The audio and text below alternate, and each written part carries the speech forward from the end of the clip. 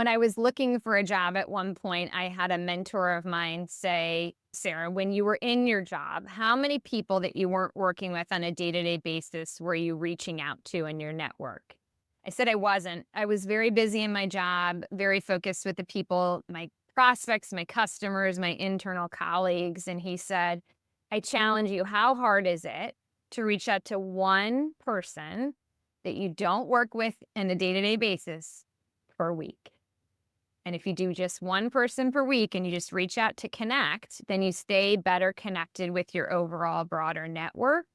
And you're not always reaching out for something. You're just reaching out to check in, to connect, and to stay connected with those that you don't interact with on a day to day basis. It made me feel a little silly when he said that, but it seemed like a really easy challenge to take on and something that I continue to focus on. This is Conversations with Women in Sales, an award-winning podcast launched by Barbara Giamanco and now hosted by Lori Richardson. Listen to interviews with amazing women about their journeys in their sales careers, often discussing sales leadership tips, ideas, and strategies. We aim to inspire women to consider or continue a sales career, and for some women to grow into sales leadership. Men, we need your support and appreciate your allyship. Now here's our host, Lori Richardson. This episode is sponsored by Cox Business. As part of the Cox family of companies, Cox Business helps companies adopt technologies that deliver mobility, scalability, and growth. With our internet and networking solutions, combined with our dedication to the next generation of cloud and connected technologies, we're changing the way we do business, and we're now hiring sales professionals to join our team. As part of the Cox family of companies, we offer best-in-class benefits, a commitment to work-life balance, an award-winning workplace experience, and top-notch rewards and recognition for our sales teams. Connect to work that improves lives, including yours. To learn more, visit coxbusinessjobs.com today. I'm here today with Sarah Kiley, and Sarah has a really great journey that she's going to talk to us about because she went from real estate sales to technology sales, and she's had roles from starting at BDR to AE, to director, to GM, and is working on her next moves right now, which may involve, could be who knows what, right? CRO, president, who knows? So welcome, Sarah. It's so great to have you on today. Great to be here. Thanks, Lori. Yeah. So we were talking a little bit before we started here, and you got an undergrad degree in international business at George Washington University, great school. And what was your original thought about what you wanted to do and why you went to school? Because I find it so interesting how people kind of change and learn things along the way. Yeah, thanks for asking. And I had a wonderful experience at GW. My focus on international business, I think, stemmed from really being quite entrepreneurial as even a youngster. So when I was in middle school, I started babysitting, and I couldn't just be an individual babysitter myself. I actually developed a little babysitting business. I had so much demand that I started sourcing and training young girls to be a part of my babysitting team and then scheduling jobs across the whole team. And so I think by the nature of who I am, I would find myself in different entrepreneurial capacities growing up, whether it was a babysitting business or other efforts. And so I knew that I wanted to focus and hone my knowledge around business, all the aspects of business. I had the opportunity to travel internationally as a young child and growing up and following my dad around the world in his career. And so I love the international space. I think those two things married together led me into the focus area for me at college. Oh, that's great. It's funny. I was just a babysitter. I never was too entrepreneurial about it other than my own self. I was an individual contributor, but I did have a lemonade stand and I made Christmas ornaments, which I ultimately sold at my grandmother's clothing store. And so that was my big business ventures. But yeah, it's funny how some of us were more entrepreneurial than others, right? Sounds pretty entrepreneurial, Lori. Yeah, it was great. It was really fun.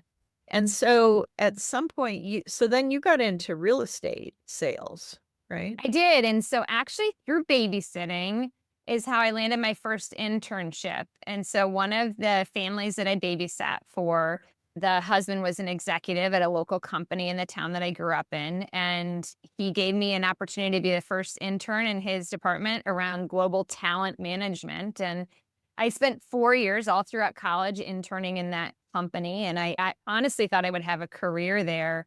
But the world happens and things happened. And when I graduated college, they went on a hiring freeze, and all of a sudden my plans were up in the air. All this good networking I had done really wasn't pulling through for me. And so I found myself, like many people, on the job boards and hunting out and doing a wide range of interviews. And I did land in real estate. So I went to work for the local Sotheby's chapter in Washington, D.C., and started as an assistant and spent a few years there working my way up to be licensed and giving the profession a try. Yeah. And you determined that wasn't necessarily for you. Yeah, so fast forward, I spent a few years there, but it was really hard being in your 20s, a recent college graduate, and I worked nights and I worked weekends, and it was pretty exhausting and hard to have a social life with my peers and interact with my friends. And I actually had a rare moment where I was at a barbecue with some friends and some people that I didn't know. And through putting myself out there to make new friends, I met someone who was just starting as a BDR at Oracle. And she raved about the company, the people that she got to work with, the opportunities, the money that she was making. And she said, I bet I could get you an interview. And I said, do you work weekends?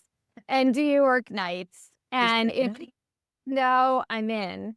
And that was my entrance into SaaS. So I made it through the gauntlet of Oracle interviews, and they had an incredible onboarding program and continuous training program that I feel like really gave me the fundamentals that I leaned on and still lean on through much of my sales career. And so all goes back to that one barbecue and being willing to have conversations with people that you don't know, and you never know where you're going to come across an opportunity.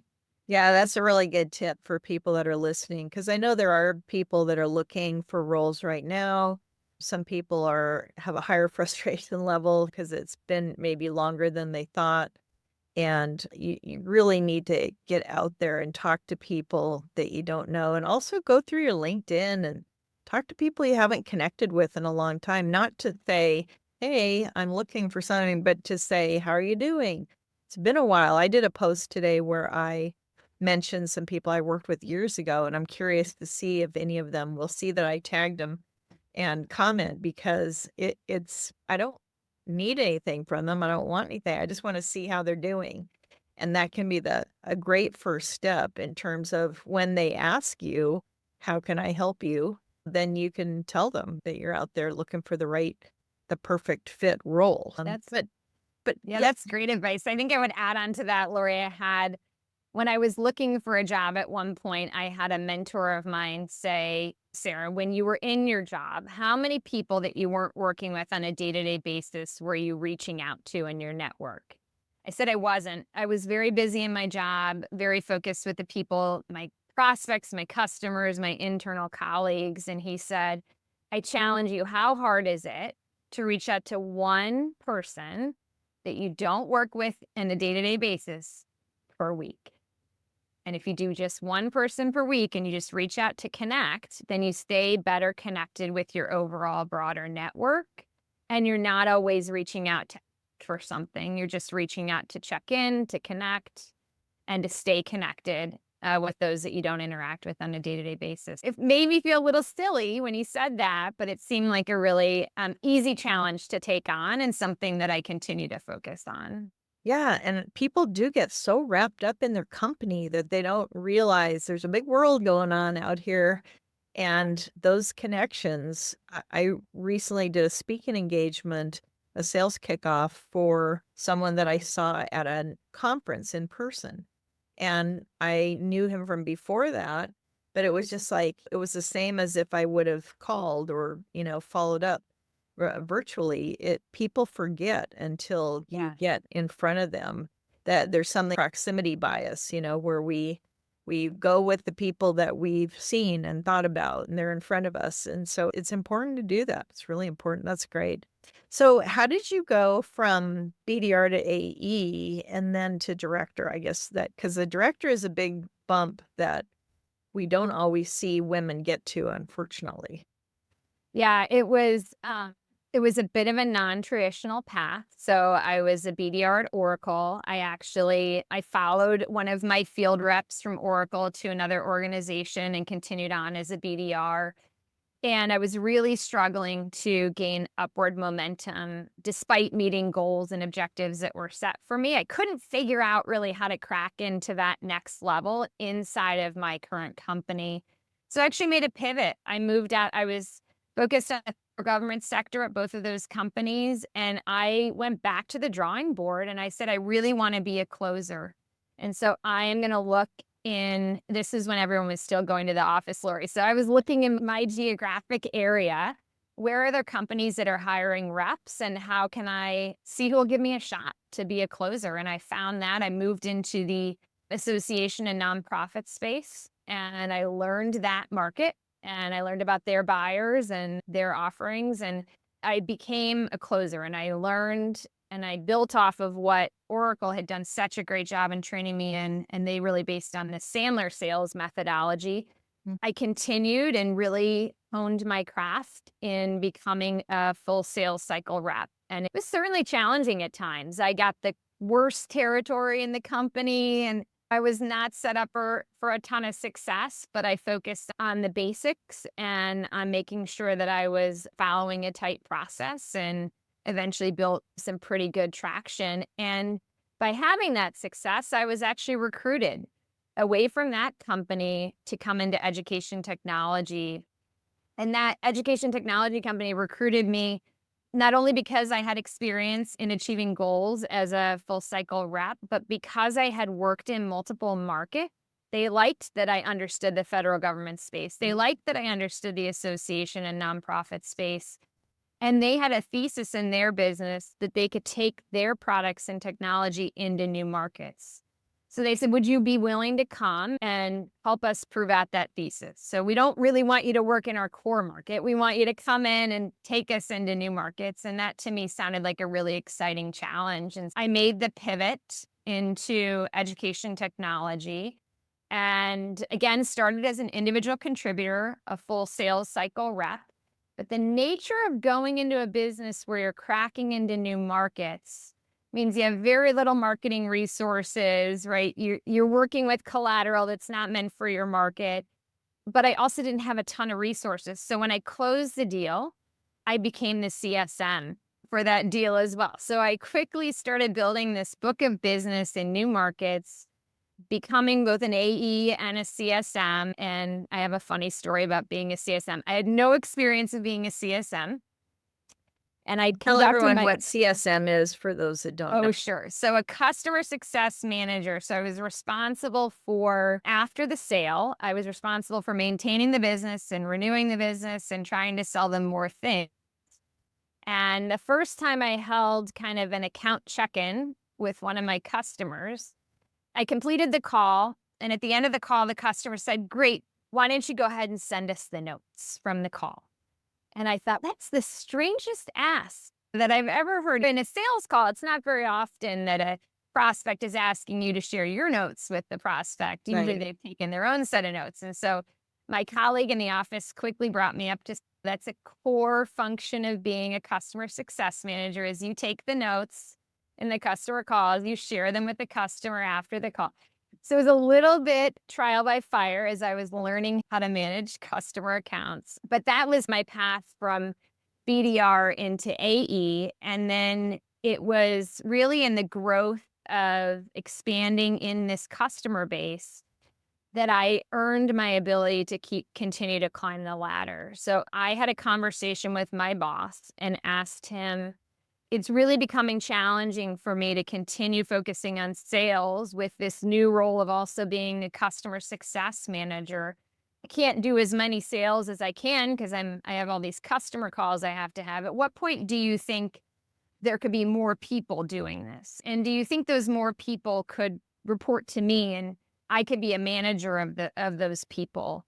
And so we set some goals and some milestones. And so we said, okay, when we get to this number of customers and this amount of revenue, you can hire someone to work with you and take on customer success.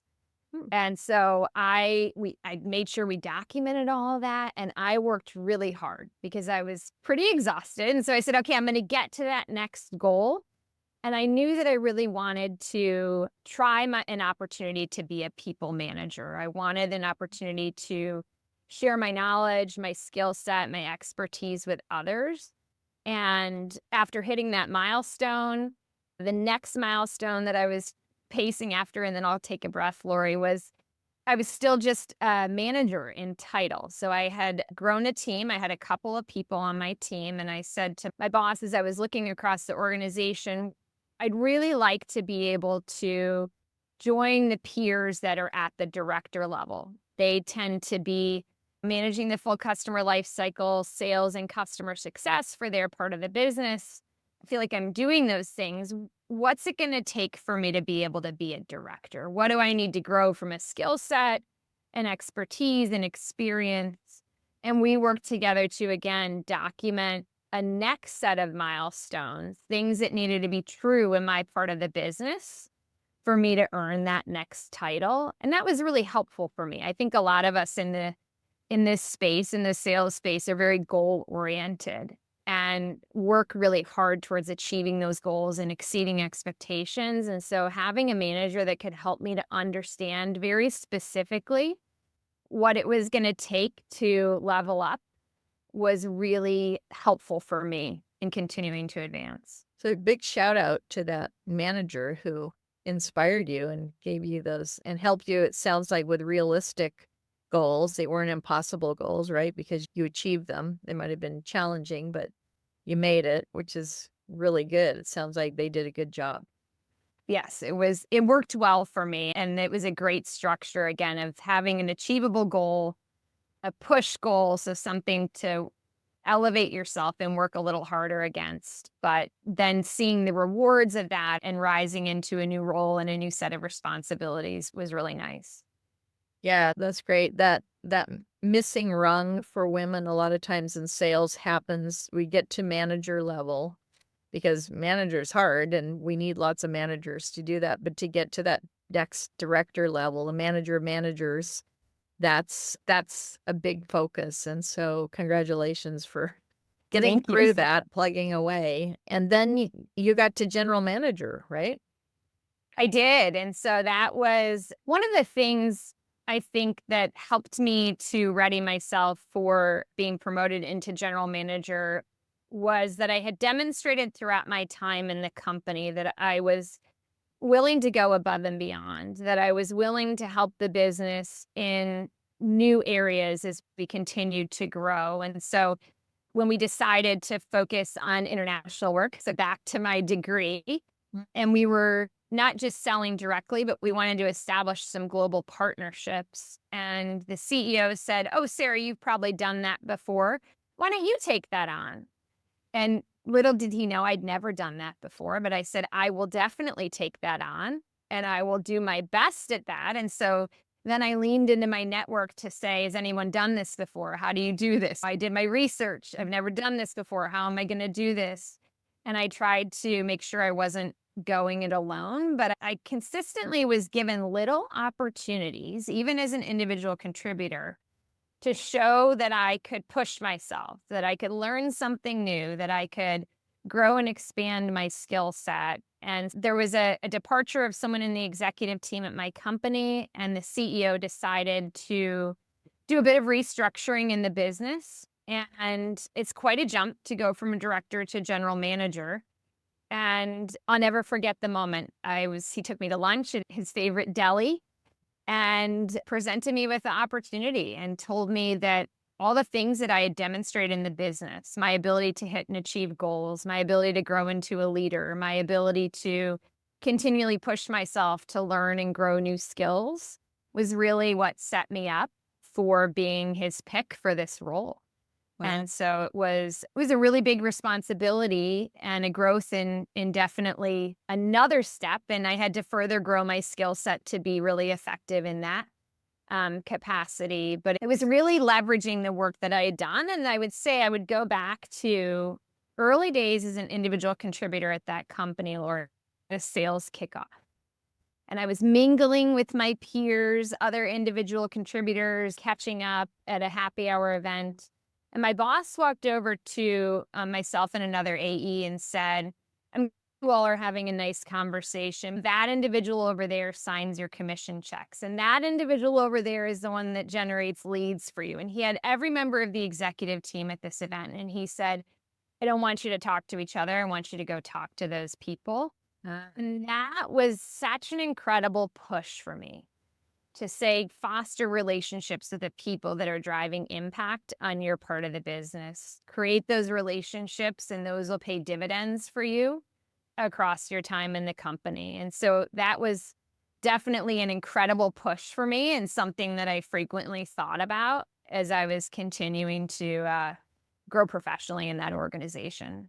Wow, that's great. So, where did you get your confidence from?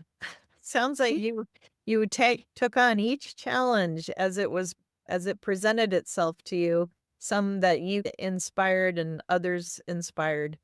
But did you ever wonder, did you have imposter syndrome? It seems to be so rampant. Oh, yes. I definitely had imposter syndrome, and I actually shared that with the CEO of that company at one point, and he's a pretty big titan in that industry, and he said, "Me too, Sarah." And I almost fell out of my chair, Lori. I thought, "No way. You have imposter syndrome?" I thought I was the one who should be having imposter syndrome. What I quickly realized as I was advancing into these new roles and really asked to do so much more than I was ready to do is that it needed to be action over analysis. I was going to paralyze myself if I overanalyzed and spent time editing every email. And so I focused on the work, delivering value and learning as I went. And knowing inside of myself that I wasn't the only one who felt like I didn't deserve to be there or wasn't worthy of the role. I said, okay, I think everybody else in the room feels the same way. So I'm just going to focus on taking action, making sure that I'm learning as I go and trying to deliver the value that they're looking from me in the role.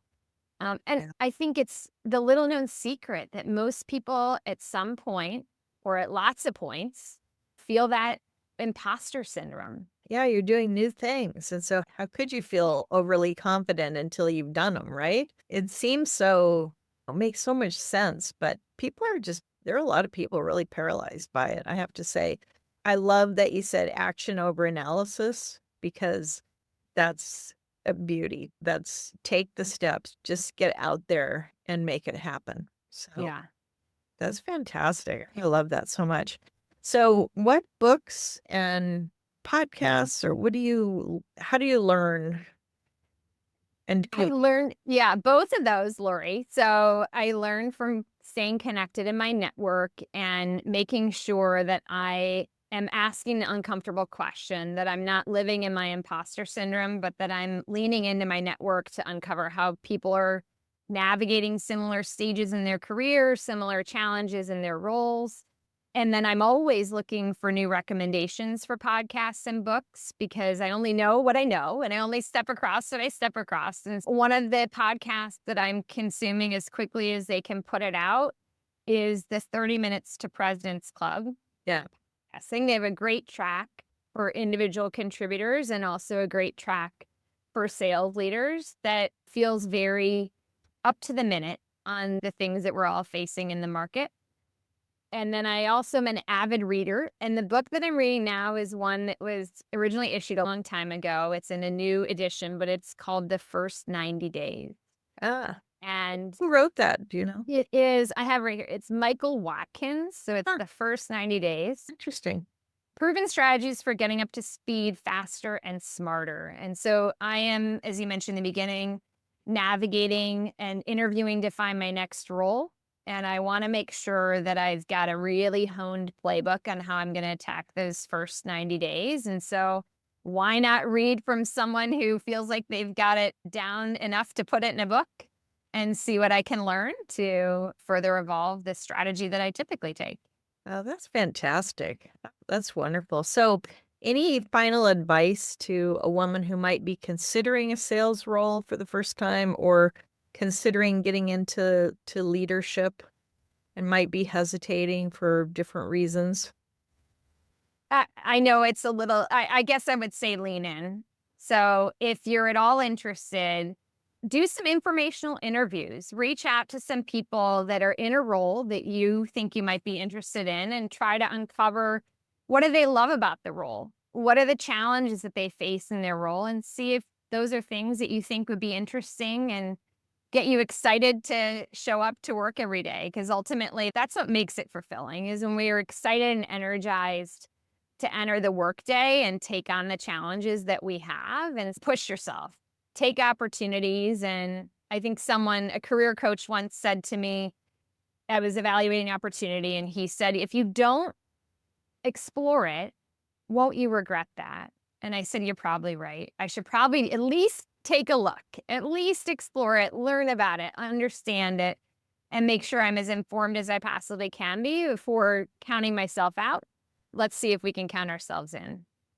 Yeah. Yeah, that's really great advice. And also, when you go back to that Oracle BDR role, think of all the skills that you learned that you could apply to life, even if you hadn't done sales again after that, right? It's communication skills, negotiation skills, listening skills, so many different things that whether you remain a contributor in a company and you want to rise to the different roles like you have, or launch your own thing. Those are all skills that help you even at home in your personal relationships as well. Don't you love sales for that?